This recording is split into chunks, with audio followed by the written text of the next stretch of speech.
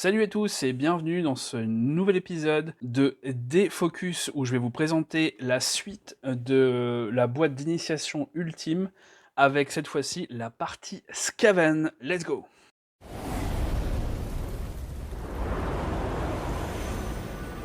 Défocus.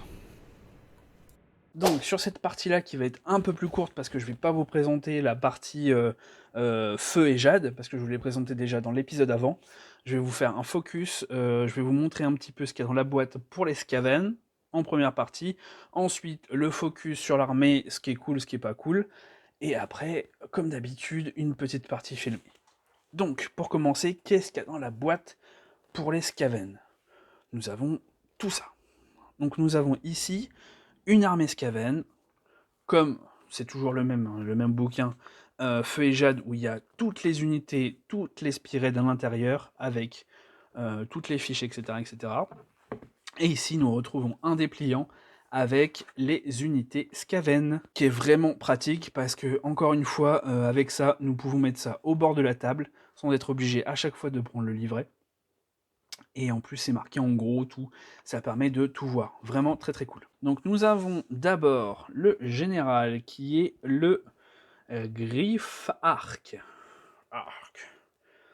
Donc magnifique général. J'espère que vous aimez la peinture. N'hésitez pas, encore une fois, à mettre des choses en commentaire sur la peinture, sur les vidéos en général, s'il y a des choses qui vous plaisent, qui vous déplaisent. Il n'y a pas de souci, je suis ouvert à la critique, au contraire. Après, sachez que les peintures sont faites en une semaine, donc forcément, vous avez beau dire des trucs, en une semaine, je peux pas faire des miracles non plus sur la peinture. Par contre, je désire m'améliorer. Si vous avez toujours des astuces pour aller le plus vite possible et avoir le rendu le plus propre possible, je suis partant. Même si le temps est le meilleur moyen d'avoir des plus belles figurines. Il n'y a pas à faire. Donc ici, nous avons le prophète gris. Pareil, une magnifique figue. Donc là, j'ai décidé de mettre un petit effet jade à l'intérieur pour faire un peu le côté un peu impie des rats. J'ai bien aimé faire ça, et puis je l'ai fait aussi sur tous les yeux des rats. Je sais pas si vous aimez un peu le style un peu vert jade. Moi j'aime bien, j'ai envie de dire c'est le principal. Nous avons aussi l'ingénieur. Il est où? L'ingénieur technomage. Ici avec son petit bâton, ses petites lunettes, sympathique. Hop là. Et ensuite, nous avons les rats Ogre. Ah, eux, ils rigolent zéro. Hein. Ah, je me suis bien amusé à les peindre. Hein. Franchement, ils sont. Alors, l'avantage par rapport au Stormcast de ce genre d'unité, c'est qu'on peut y aller un peu plus, j'ai envie de dire franco de port. Vu que c'est quelque chose de très organique, si c'est pas parfait, c'est ok. Sachant que c'est pas. Justement, c'est pas parfait comme créature. Ils sont pas censés être propres sur eux, ils sont pas censés être. Si ça bave un peu ou quoi, ce sera pas choquant à l'œil, je veux dire. C'est sûr que c'est toujours plus propre si on fait on déborde pas ni rien. C'est pas ce que je dis, mais du moins c'est moins choquant, un peu moins. Ah, attention. Et ensuite nous avons les rats des clans, toutes les petites bébêtes. Je vais pas tous vous les présenter, mais vous avez compris un peu le délire, un petit peu le style que j'ai fait. Voilà, voilà. En vrai, hein, je l'ai déjà dit dans la vidéo précédente sur les Stormcast, mais la V4, je trouve que le traitement des figurines sont plus propres que les versions d'avant. Euh, Plus facile à utiliser. Là, en plus, c'est du easy to build, donc c'est à clipper directement sur les deux armées. C'est plutôt très très réussi. Ensuite, à peindre, comme je vous ai dit, c'est encore en un sens plus simple que les Stormcast. J'ai vraiment utilisé deux techniques différentes.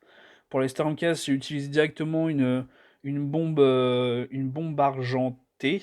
Ouais. Et après, j'ai rajouté les détails. Ici, je suis parti plus sur un sous-couche noire, brossage à sec. Et après, j'ai utilisé des peintures contrastes. Des peintures contrastes. C'est deux traitements différents, mais le rendu, je le trouve plutôt correct. À vous de me dire après si le rendu est bon disons une armée, une semaine, vous avez que 2 heures, entre 2 et 3 heures par jour maximum, sans compter les week-ends, parce que le week-end j'ai un peu une vie de famille accessoirement. Dites-moi si c'est ok ou pas. Ensuite, petite présentation d'Escaven. Je vous ai déjà présenté en détail, un peu plus en détail, comment se passe une Spearhead dans l'épisode d'avant. Je pense pas vous réexpliquer le tout. Donc vous avez compris, c'est un jeu à objectif. À la fin du 4e round, on compte le nombre de points. Celui qu'on a le plus à gagner. Donc important, les cartes, etc., etc. Vous avez compris le délire. Donc là, nous allons partir sur le focus des rats des clans. Du moins des Skaven. Que je retrouve ça. Donc, allez, voilà. Les voilis, les voilous. Donc, hop là. Schlouk. Donc, pour commencer, petit point lore. Quand les Skaven se répandent dans les royaumes, on croirait une vision des textes apocalyptiques. Cette marée grouillante est une manifestation de famine agressive qui emporte tout sur sa route. Quel que soit leur nombre, les Skaven peuvent triompher en vertu de leur frénésie, et c'est notamment le cas de Mudgriff, Gonge Festin, des nuées d'hommes rats animés d'une pulsion démentielle de dévorer, de profaner et de semer la ruine. Ok, hein, on voit que les rats sont là pour pulluler, foutre le bordel et manger tout ce qu'il y a. Un peu comme les rats par chez nous, j'ai envie de dire. Non, les rats servent aussi. Chaque créature est importante. On va faire le côté un peu écolo là, de la vidéo. Chaque créature est importante, mais là on est dans Warhammer. Chaque créature est inutile dans Warhammer. Nous sommes là tous pour se foutre sur la tronche. Donc, les rats des clans sont une nuée grouillante. Hein. C'est des sales bestiaux qui sont là pour semer le chaos. On est tous d'accord là-dessus. Hein. Alors, pour commencer, nous allons présenter les rats des clans avec les traits de bataille. Comme je vous ai expliqué précédemment, nous avons d'abord le trait de bataille où nous utilisons toutes les capacités. Ensuite, nous devons choisir une aptitude de régiment et une optimisation. Je vais vous présenter ça tout de suite. Donc, pour commencer, nous avons une fois par bataille, pendant la phase de déploiement, nous avons les rats de vermine rampante. Annoncez, choisissez une unité amie qui n'a pas été déployée comme cible. L'unité ciblée est placée en réserve dans le tunnel en dessous. Les unités dans le tunnel en dessous qui n'ont pas utilisé l'aptitude embuscade par trou de vermide ayant la fin du 3e tour de round sont détruites. Donc qu'est-ce que c'est que ça? Donc les unités qui peuvent utiliser ça sont les petits rats des clans, parce qu'en réalité il n'y a pas 20 rats des clans, mais 10 et 10. En gros, hein, je schématise. Tac, tac, tac. 2, 4, 6, 8, 10. Donc en début de partie, on vous demandera souvent, au niveau tactique, c'est important de le faire, de prendre 10 petits rats comme ça, de les mettre de côté au niveau du champ de bataille et de pouvoir les ramener par la suite. Tactiquement, c'est extrêmement important. Et on a une unité ici qui peut se déployer normalement au round de 1. Par contre, à votre phase de mouvement, donc comme vous avez bien compris dans le petit passif juste avant, ils doivent être déployés avant la fin du 3e round. Donc on a droit de le mettre soit pendant la première, 2e ou 3e phase de votre tour de mouvement. Après ça, c'est fini, vous n'avez plus le droit. Ils sont considérés comme morts. Ils ont sombré dans l'agonie du tunnel. Il a dû s'effondrer après la bataille. Donc, pour pouvoir les mettre en route, nous avons la capacité embuscade par le trou de vermine. On annonce l'unité amie qui est dans le tunnel, donc celle-ci là, en l'occurrence, mais ça peut être celle-là ou celle-là, peu importe, mais c'est forcément celle-là, enfin une des petites unités. Choisissez une unité amie qui est dans le tunnel en dessous pour qu'elle utilise cette capacité. Placez cette unité entièrement à 6 pouces d'un coin du champ de bataille et à plus de 9 pouces des unités ennemies. Donc quand on y réfléchit, cette capacité est quand même assez forte, parce qu'au round de 1, 2 ou 3, on peut les prendre, parce que ce n'est pas indiqué, et on peut les mettre chez les ennemis. Ce n'est pas interdit. Il faut juste qu'elle soit entièrement à 6 pouces d'un coin du champ de bataille, donc ça peut être aussi chez l'ennemi. C'est juste qu'il ne faut pas qu'elle soit à plus de 9 pouces d'un adversaire. Si l'adversaire est déjà un peu avancé ou déployé à votre phase de mouvement, soit pendant le round de 2 parce que c'est plus facile, l'ennemi est un petit peu avancé en général, ou pendant le round de 1, si c'est un peu plus tanké d'un côté que de l'autre, vous pouvez mettre carrément l'unité sur un de ses points à lui. S'il est trop loin de cette unité, de ce point-là. Ce qui peut vraiment faire des ravages. Donc c'est très très très sympa. Donc nous avons comme aptitude de régiment à choisir une entre les deux, soit une fois par bataille, pendant votre phase de tir, balle incrustée de malpierre, annoncez une arme de tir dont une unité amie est armée. Cette arme a critique mortelle à cette phase. Nous allons voir après qui a ce genre d'arme. Pour moi, il y en a peut-être deux. Une peut-être, je sais plus, on verra. Mais en gros, ici, ça permet de faire un crit mortel sur un tir. Donc très fort. Nous savons déjà que il y a des unités qui peuvent tirer. Très très cool. Ensuite en passif. Trop rapide pour toucher. Qu'est-ce que c'est que ça? Donc c'est un passif, donc ça dure pendant toute la bataille. Aucun dégât mortel n'est infligé aux unités amies quand elles utilisent l'aptitude de repli. Juste trop fort. Donc ça, sur toutes les unités, on dit ça, et on a 0 dégâts quand on fait un repli. C'est juste trop fort. Après, on peut pas faire de charge comme les Storms, des choses comme ça, mais c'est super fort. Donc un passif qui permet de dire, je suis là, je sens que ça craint, bah je fais un repli. Je sais que de toute façon, j'ai le droit de faire ça et j'ai pas de dégâts crit. C'est trop fort, de dégâts mortels. Très fort. Donc, à choisir entre les deux, encore une fois, ça dépend de l'adversaire. Mais le touche-touche en passif est très fort. Le toucher, pas touche-touche. Bref.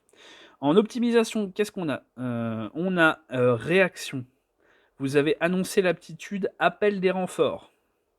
Donc, appel des renforts, on l'a expliqué tout à l'heure, c'est quand une unité est revenue alors qu'elle est entièrement morte. Vous vous souvenez? Enfin, je ne l'ai pas expliqué tout à l'heure, je l'ai expliqué le mois dernier. Les Stormcast ont déjà cette aptitude-là.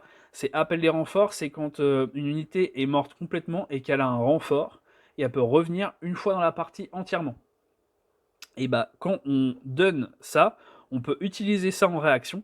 Donc ce sera forcément qu'une seule fois, parce qu'on a le droit de le faire qu'une seule fois sur une unité, à part s'il y a plusieurs unités qui l'ont, mais il y a peu de chance.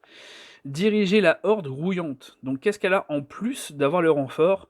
Au lieu d'utiliser les instructions de placement aptitude appel de renfort, l'unité de remplacement peut être placée entièrement à 13 pouces de cette unité et pas en mêlée. Donc c'est assez fort, ça permet d'avoir un peu plus de latitude pour revenir. Donc c'est assez sympa. Sinon, on a aussi le passif, apparemment qui est en phase de tir, parce qu'on a le petit logo. Relation au sein du clan Kriir. J'ai du mal avec les noms chez Warhammer. L'effet de pistolet Ratlin de votre général a une caractéristique d'attaque de 2d6 au lieu d'un d6. Ah ouais, c'est pété ça. C'est lui le général à la Gatling. Ok, donc c'est assez fort aussi. Donc lui, il aura tout le temps 2d6 à la place d'un d6 en attaque. C'est hyper fort. Vous imaginez? Ah ouais, c'est fort de fou ça. Encore une fois, selon vos objectifs, ça peut être dévastateur. Ensuite, en passif, nous avons aussi Breloque de Malpierre. Effet. Soustrayez 1 au jet de sauvegarde pour les unités ennemies en mêlée avec votre général. Pas mal aussi ça. Donc tous ceux qui sont en contact avec le général auront 1 de moins en sauvegarde. Donc là, typiquement, enfin 1 de plus en sauvegarde. Donc par exemple, nous avons les Stormcast qui sont tous à 3+ en sauvegarde. Donc là, ils auront tous du 4+ à faire au contact du général. C'est plutôt intéressant. On sera plus difficile. Ensuite, nous avons la cape des victoires cousues. Votre général a une protection de 5+. Donc, comme pour les Stormcast, nous avons un buff de protection. Ah non, on a juste deux. On a le 6+. Donc, on a soit une protection, soit de l'attaque en plus, ce qui est plutôt pas mal. Soit aussi la breloque de Malpierre, qui est plutôt pas mal. Qu'est-ce qui est le plus intéressant ? Je pense que les deux passifs, comme pour les Stormcast, sont les plus faciles d'accès pour les débutants. Ça, encore une fois, et ça, c'est plus pas versatile, mais c'est situationnel surtout. À voir. Donc là, le toucher, ça dépend si on aime le repli ou pas. Parce que là, honnêtement, on a aussi la char à canon, là, donc le repli, je sais pas si on le fera souvent. À voir. Après, il faut les pratiquer, les armées, pour les connaître. Donc, passons à la suite. Nous allons commencer forcément par notre général, qui est ici. Donc, nous avons une unité qui peut bouger de 9 pouces, une sauvegarde à 4+, une santé de 7 et contrôle 2. Ok. Donc, elle avance correctement, 9 pouces, c'est pas mal. Une sauvegarde à 4+, donc ils sont un peu moins tanky. Toutes les unités sont un peu moins tanky forcément que les Stormcast, parce que les Stormcast sont des troupes avec des grosses armures, ce qui est logique. Et une santé de 7, ce qui est correct. Donc, elle a une arme de tir, comme on peut voir là, juste là, qui a une portée de 10 pouces, attaque à D6. Ok, donc on lance un D6, et selon le score, c'est le nombre de dés qu'on va jeter derrière. Et avec la capacité spécifique, on jette 2 dés. Vous imaginez, on peut aller jusqu'à maximum 10 attaques. Si on a fait double 6, donc 12 attaques à 1 dégât, qui peut en plus faire bless auto sur du crit. Oh là là là là. Et on peut faire tir en mêlée. C'est monstrueux. Autant vous dire, c'est monstrueux. Ça touche sur du 3+, et ça blesse sur du 3+, comme les Stormcast. C'est pété de fou. Ce général, il est fort. C'est hyper fort. Et sur du crit, ça blesse auto. Wow. Donc, le bless auto, c'est au toucher. Si pendant le toucher, il y a eu un 6, ça blesse automatiquement. Donc voilà. C'est très très très fort. Ensuite, nous avons en arme de mêlée une hallebarde de Malmétal. Malmétal, c'est ça. Elle a 5 attaques, touche sur du 3+, blesse sur du 4+, perfo 1 et dégâts 2. C'est ok, c'est pas hyper puissant, mais c'est ok. Forcément, par rapport au pistolet Ratling, on se dit c'est trop fort, mais c'est quand même encore très correct. Ensuite, on a les dents tranchants de la ronge-bête. Donc c'est la petite la monture qui attaque. Les montures attaquent souvent dans Warhammer, tout va bien. Les dents tranchantes font 4 attaques, touche sur du 4+, blesse sur du 3+, perfo 1, et dégâts sur du 3, et aptitude de compagnon. Ok. Donc assez forte, assez classique, mais assez forte. Sur du dégâts 3+, donc maximum, sur D3, c'est maximum, on fait un dé, on jette un dé sur du 6, on divise par 2, ça fait 3. Donc il a un passif qui s'appelle Rat coincé. Effet, tant que cette unité est endommagée, ajoutez 3 à la caractéristique d'attaque hallebarde mal métal. Donc vous imaginez, très fort aussi, on rajoute 3 à la caractéristique d'attaque à l'hallebarde, donc elle a déjà 5. Dès qu'elle a un point de vie en moins, bah, ça se cumule pas, hein, encore heureux, parce que sinon ce serait pété, mais elle passe de 5 à 6, 7, 8 à 8 d'attaque. 8 d'attaque x 2, Au maxi, ça fait 16. On n'est pas prêt. Bon, il est peu probable que ça arrive, hein, mais franchement, fort. Très très fort. Ensuite, nous avons le prophète gris. Le prophète gris, il est ici. Il est tout beau. Tout beau sur sa petite cloche là avec les tiras. Qu'est-ce qu'il a de spécifique? Il bouge à 6, qui est encore correct. Il a une save à 6, donc il est en carton par contre. Hein, il a une santé de 5, ça va encore. Par contre, il est tout nu.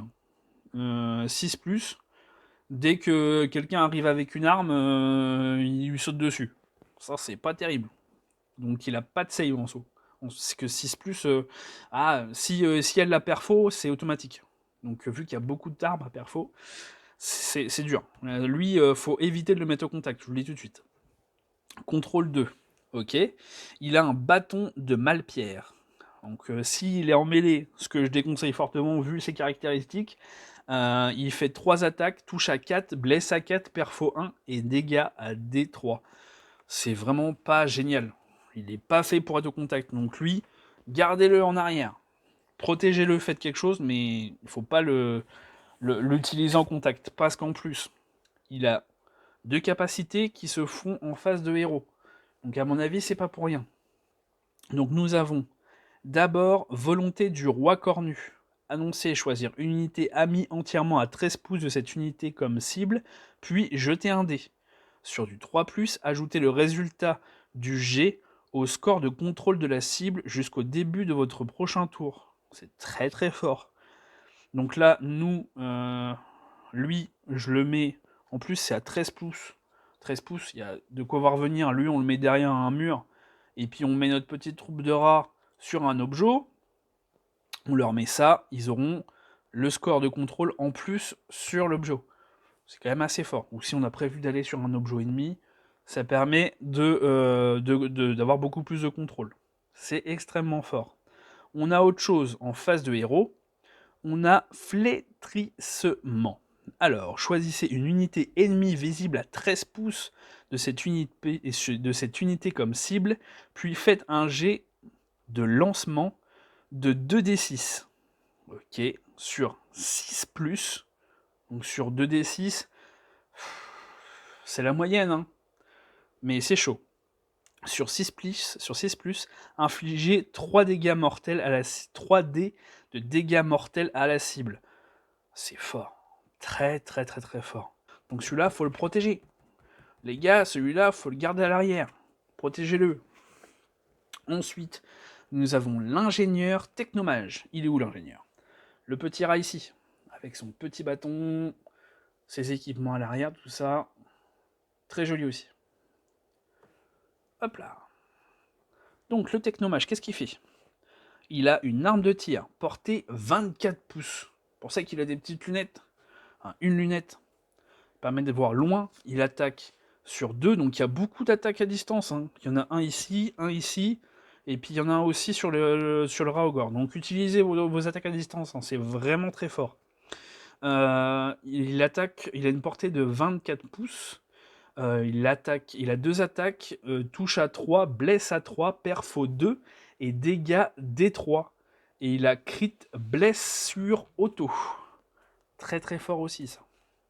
Ça blesse auto, c'est très fort.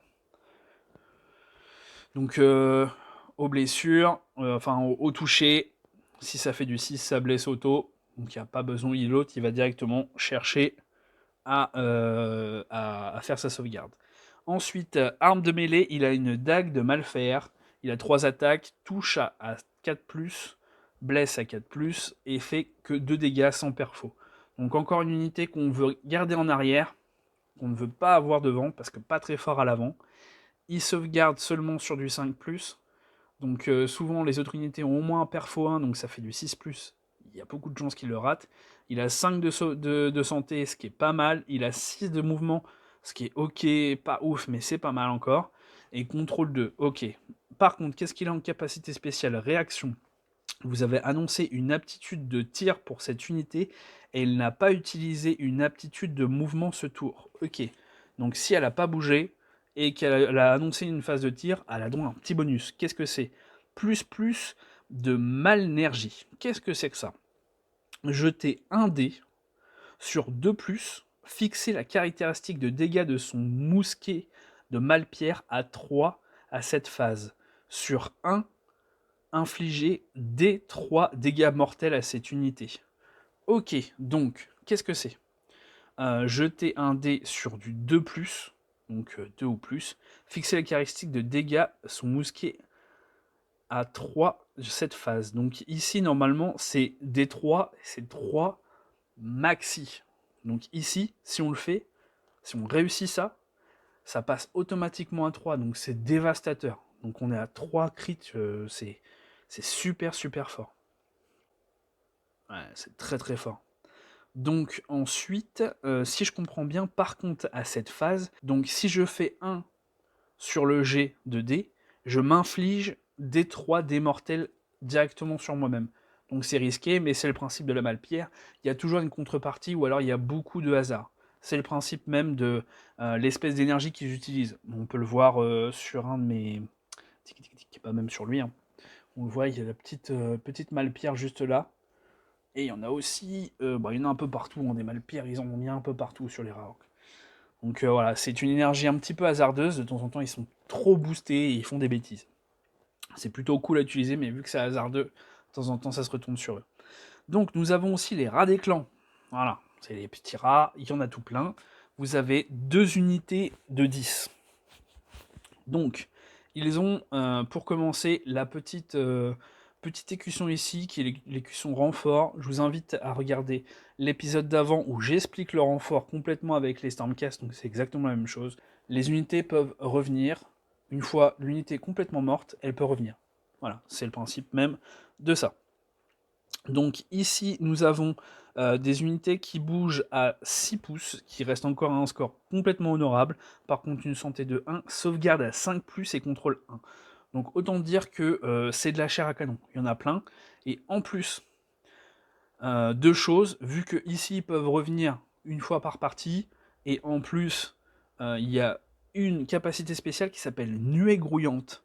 Vous pouvez ramener des 3 figurines tuées dans cette unité à la fin de n'importe quel tour. Donc à votre tour, vous lancez un D3, s'il y a des unités qui sont des rats qui sont morts sur cette unité ou celle-ci, on lance un D3 et elles reviennent à la vie. Donc vraiment, vous avez une nuée grouillante, il y aura toujours des rats sur la table. C'est vraiment, elle sert de chair à canon.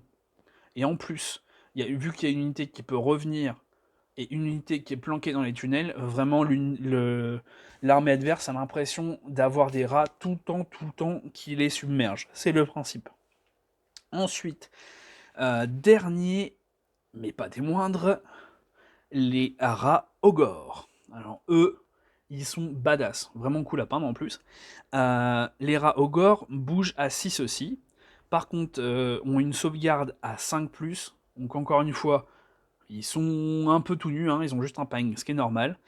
Contrôle 1 et santé 4. Ils sont costauds, mais pas tant que ça. Ce qui est un peu dommage, on a l'impression que c'est des gros monstres, on aura du mal à les tuer, mais ils sont pas si costauds que ça, in fine. Par contre, ils font extrêmement mal. Attention à ça. Nous avons un des rats, j'ai bien dit un seul des rats, pas les 3, qui a un canon à malflamme. Comme vous le voyez ici, qui est à une portée de 10 pouces, qui attaque sur 2d6, donc maximum 12 attaques, qui touche sur du 2+, qui blesse sur du 4+, perd x2, dégâts 1 et tire en mêlée. Donc extrêmement fort. Là, vous l'avez aussi la Malpierre juste derrière là. Et c'est vraiment leur énergie. Donc cette unité est vraiment très forte. Encore une fois, comme pour les Stormcast, je vous conseille, quand vous avez des unités un peu spécifiques, quand vous avez des figurines un peu spécifiques dans une unité, de forcément les garder pour la fin, parce que c'est le défenseur qui va dire quelle unité il doit défausser quand il meurt. Donc forcément, vous allez enlever ceux qui n'ont pas le canon, parce que le canon est pété. Je vous le dis tout de suite. Ensuite, l'autre arme, qui est la griffe lame. La griffe lame et dent. Donc griffes, lames et dents. On a 5 attaques. Donc c'est très fort, hein, vous imaginez. On a tout ça. Ça attaque à 5 attaques. Donc si on a les 3 en contact, on a déjà 15 attaques dans la tronche. Touche à 4 et blesse à 3. Perfo 1 à dégâts 2. Donc autant dire que ces 3-là sont monstrueux en attaque. Ils sont là pour casser des bouches. Clairement. Par contre, je les trouve pas très solides, in fine. Ce qui est un peu dommage, parce que moi, à voir les figues, je me suis dit, ils vont être tanky et tout. Non, non, ils sont pas très tanky, hein, ils ont que 4 de santé, et ils sauvegardent à 5+. Donc c'est chaud pour arriver à les garder. Par contre, ils ont, en phase de mêlée, une fois par bataille, la Malfureur déchaînée. Infliger D3 dégâts mortels à cette unité qu'on veut, hein, puis ajouter 1 à la caractéristique d'attaque de ses armes de mêlée à cette phase. Très fort. Très très fort. Donc, on jette un D6, on divise par 2 encore une fois pour faire un D3. Une fois qu'on a fait ça, on lui inflige des dégâts. Et derrière, il pourra faire pas 5 d'attaque, mais bien 6 attaques. Ce qui est pété, si vraiment c'est le dernier tour, vous savez qu'eux vont pas durer très longtemps, allez-y, mettez cher. Donc, je dirais que, en résumé, ne pas hésiter à sacrifier les troupes de Radeclan, ils sont là pour ça. Ils peuvent revenir une fois par tour, mais je crois que c'est par unité. Il me semble, excusez-moi. Il me semble que c'est par unité qu'ils peuvent revenir une fois par tour. Donc en soi, ils peuvent revenir chacun une fois, mais il faut que l'unité parte entièrement. Donc allez-y, grouillez, c'est le principe des rats. Et en plus, ils ont la nuée grouillante qui peuvent faire revenir les rats, donc n'hésitez pas à les sacrifier. Gardez un petit peu cette unité légèrement à distance. Ben, en vrai, quasi toutes les unités sont à garder à distance, sauf les rats ici, ils sont là pour y aller.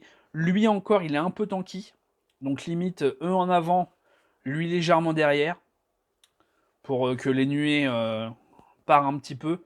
Lui un petit peu en semi-mêlée, parce qu'il est quand même assez tanky, et puis tous les autres, les garder un petit peu loin, et puis pour un final, prendre les rats ogres, c'est, je pense, une bonne tactique, selon vos objectifs. Donc voilà, j'espère que le focus sur les Skaven vous ont plu.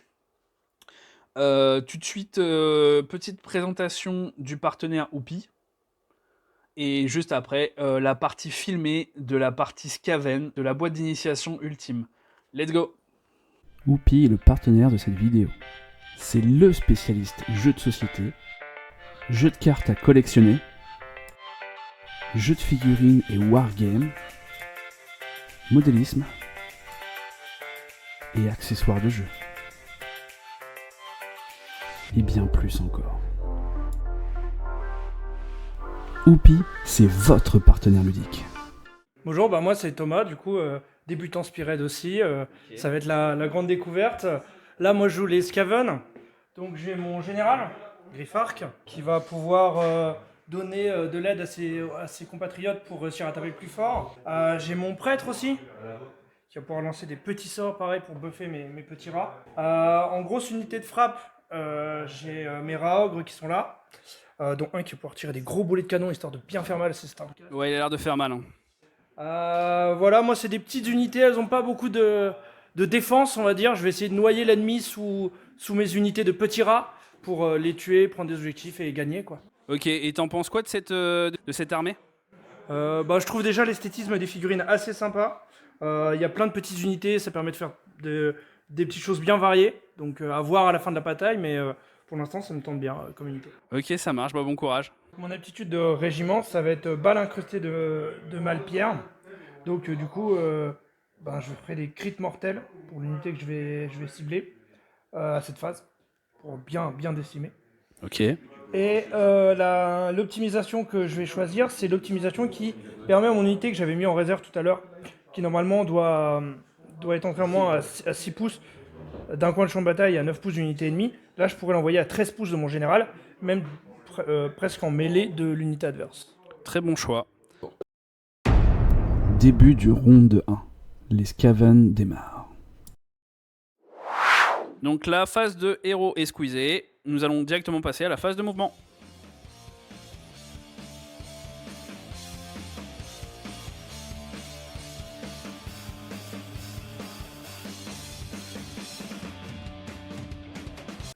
Alors, je prends 3, Donc tu prends 6 en tout. donc il meurt. Le général des Stormcast est décédé au premier round de la bataille. Il est mort. Il est mort. Nickel. Ok. Pour récupérer l'objectif. Ah là là. Et gentiment. Quelle tactique de rat. C'est une tactique de Sarah. Hop là. Donc nous voilà pour ce petit débrief de fin de partie. Comment tu as trouvé la partie en général? Sans me dire bien sûr comment ça s'est terminé, ça sera pour une autre partie ça. Moi, ça s'est bien passé globalement. J'ai pris beaucoup de plaisir. Ouais. Avec mon adversaire, on a eu des échanges. Voilà, on s'est bien rendu des coups. Donc c'était, C'était équilibré. c'était équilibré. Personne n'a vraiment pris vraiment le lead. Enfin voilà, ça s'est équilibré tout au long de la partie. Donc ce qui est quand même bien. Parce que Ouais. voilà. J'ai beaucoup aimé jouer les rats. Ouais. C'était très intéressant. J'avais des choses qui pouvaient un peu tirer et en même temps, même au corps à corps, faire des petites choses. Ouais, c'est agréable ça. Le côté un petit peu de ramener des rats aussi un peu plus tard dans la partie, ça met une petite dimension tactique de savoir quand est-ce qu'on va le faire, où est-ce qu'on va les faire apparaître. Donc je trouvais ça intéressant. Ouais, les rats sont intéressants, sont très tactiques à jouer. Voilà, et puis même voilà, j'ai pu lancer des petits sorts à des moments qui ont pu faire des petites choses qui ont changé un petit peu le cours de la game. Donc Et le format Spirit, t'en as pensé quoi? c'est bien. T'aimes bien? En termes de durée, c'est pas mal. Ouais. Il y Ça a duré quasiment 2 heures quand même. Oui, mais là, en fait, on apprenait un peu Temps tous de les se deux à mettre en jouer place, les armées, donc c'est vrai que ça dure un certain temps. Mais avec les objectifs en plus qui rajoutent un petit peu à chaque tour, voilà, la rejouabilité, des fois on se focus plus sur certaines choses et des fois non. Donc c'est vrai que ça permet un petit peu de revoir et de changer un peu de sa stratégie en fonction. Ouais, c'est clair que chaque game va être différente avec les objectifs différents. Il y en a qui vont vouloir absolument tuer des unités et d'autres aller sur les objectifs, donc c'est assez sympa pour ça. Et au niveau matos, t'en as pensé quoi? Parce que du coup, ça vient de la boîte de base d'initiation ultime. Est-ce que tu trouves que le matos est sympa? La boîte, est-ce que tu la trouves rentable, tout ça? Oui, alors la boîte, je l'aime bien. De toute façon, moi j'ai acheté la même. Donc, Oui, c'est vrai. Donc c'est vrai que voilà, je savais déjà que voilà. Je prêche un convaincu. Le matériel, j'ai bien aimé. On a les décors, on a les figurines. Les figurines sont sympas. On n'en a pas un nombre énorme, donc même en plus, si on doit les peindre, ça joue un Quand petit même. peu aussi. Moi, je les ai peints quand même. Je trouve qu'il y a quand même du matos. Oui, c'est sûr. Bah, surtout les rats en fait, parce qu'il y a des petites les unités rats, 10, voilà, qui reviennent, mais C'est vrai que les Stormcast paraissent plus, vu qu'ils sont moins populés, plus faciles à peindre au fine. ouais, Surtout si on fait juste une couche de doré, puis quelques détails, c'est fini quoi. c'est ça. Disons qu'en fait, ouais, les Stormcast, vu que c'est des unités qui, quand elles vont être totalement détruites, vont pouvoir revenir. Il y avait aussi un peu cette gestion-là aussi dans la partie, des choix à faire. Est-ce que je décime tout en lui laissant la possibilité de revenir complètement, ou est-ce que je laisse une petite figurine? Ouais, c'est peut-être mieux de les affaiblir, mais pas de les tuer. C'est ça. Donc c'est vrai que c'était assez intéressant dans la partie C'est vrai. de jouer un petit peu comme ça. Ok. Mais non, le matériel est bien, le format de la partie est bien. Ok. Et pour initier 2 personnes qui veulent jouer, c'est... Ok. Et au niveau budget, tu trouves que la boîte est rentable ou pas? Oui, au vu de tout ce qu'il y a dedans, il y a le livre de règles, il y a tous les objectifs, il y a le plateau, il y a les figurines, les décors. Ouais. Donc en termes de prix, oui. Ouais, c'est quelque clairement chose, agréable. Ok. Bon bah si ça t'a plu, tant mieux. Et bah merci. T'as autre chose à rajouter? Non, c'était... J'ai Ok. passé un très bon moment. C'était Bon, très bah, bien. c'est le principal, si tu t'es amusé. Ok, bah merci et à la prochaine. Le mois prochain, je vais essayer de vous faire une vidéo complète avec la bataille complète montée. Je vais essayer, je vous garantis rien. Et bah à la prochaine. Ciao. Retour de la partie côté rat des clans. J'espère que ça vous a plu.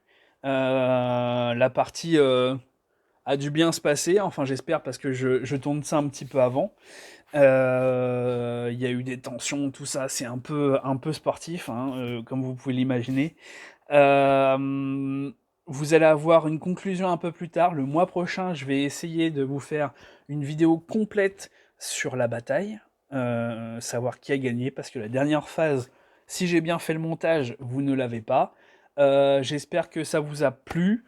Likez, soutenez, partagez la vidéo si vous aimez. Et encore merci à Oupi de soutenir la chaîne. Et à la prochaine. Ciao.